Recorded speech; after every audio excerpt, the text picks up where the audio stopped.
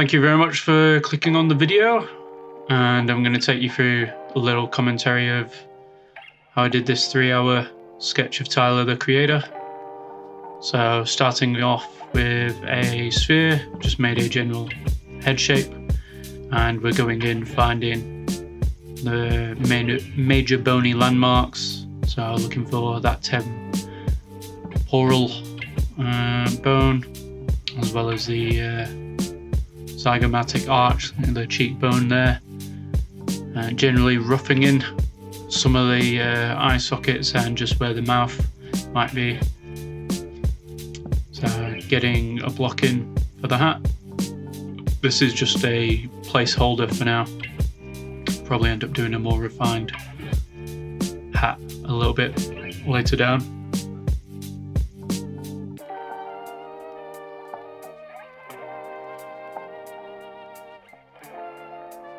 Doing a blocking for the ears. These will just be spheres and then stuck on the side, not dynameshed yet. And now just looking for the proportions and the gesture of the mouth.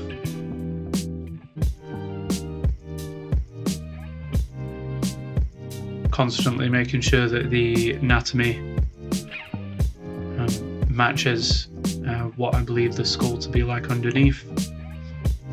You'll see me constantly redrawing the skull underneath the face, just to bring it out a little bit more. Trying to get some of the expression in the brow there, just to hit home on that likeness. The shirt will have just been masked and then extruded, just as a block-in, again just to find the gesture and the proportions of the sculpture. It's important as well to remember when you're doing a likeness study of someone that the expression that you're doing of that person, if it's not an expression that person's usually seen doing, you will struggle to find the likeness. So this is a particularly hard study for myself. Tyler the Creator, who this is based off, isn't often seen pulling that expression, so I shot myself in the foot there, but I really wanted to do something with an open mouth, and I really love the expression on that reference.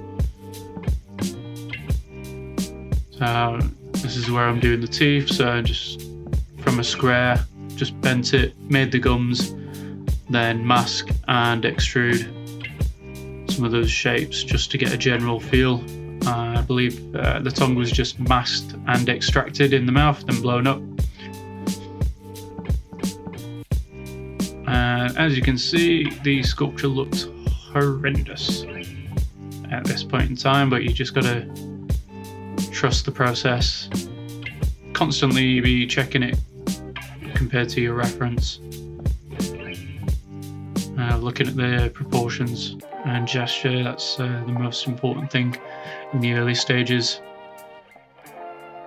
It's probably about an hour and a half in at this point, and yeah, nowhere near where it needs to be. So yeah, so there I'm just drawing the underlying skull, or trying to find the skull within the shape. So I think here I was quite happy with the general shape, and then decided to work on it more from the angle of where the reference was. And you can't tell in this time lapse, but I would change the camera focus length in ZBrush to match the focus length of the reference.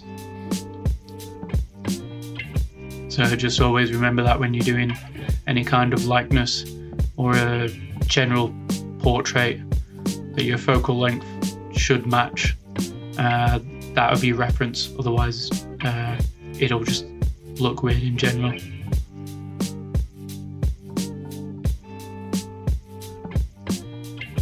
Again, just drawing in, trying to find the planes of the mouth and just kind of gesture of the skin folding there.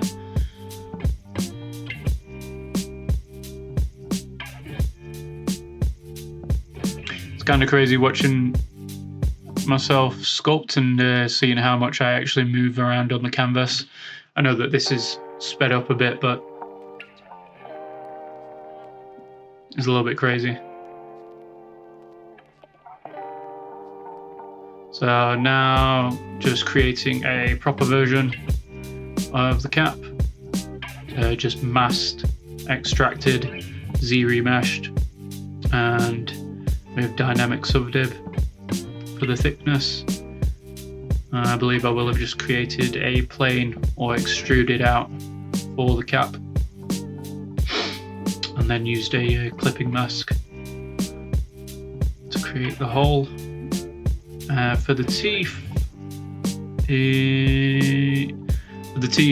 it was masked, then split from mask point, and then given thickness and dynameshed.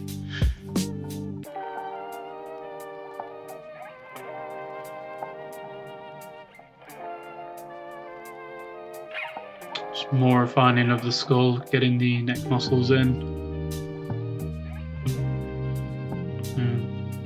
Trying to get the shoulders in as well, just for my own sanity check.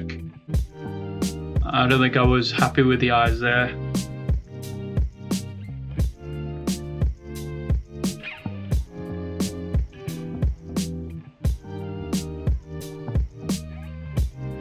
So now I've got a good general likeness and some of the important proportions established. So now I'm just working on each of the features independently and just trying to get it as close to match the reference. And so in this last bit I will have Z-remeshed and then projected the detail from the Dynamesh onto the Z-remeshed version. I'm just trying to find that form wrapping around the gums and the muzzle of the mouth, getting in some of those secondary shapes, just how things wrinkle and deform.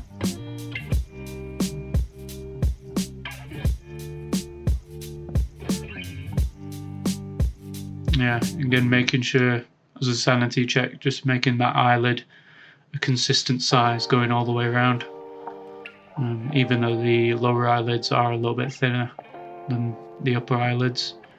I believe this is coming to the end of the sculpting session, and this is how it turned out rendered in Arnold, and a couple of different renders. Thank you very much for watching.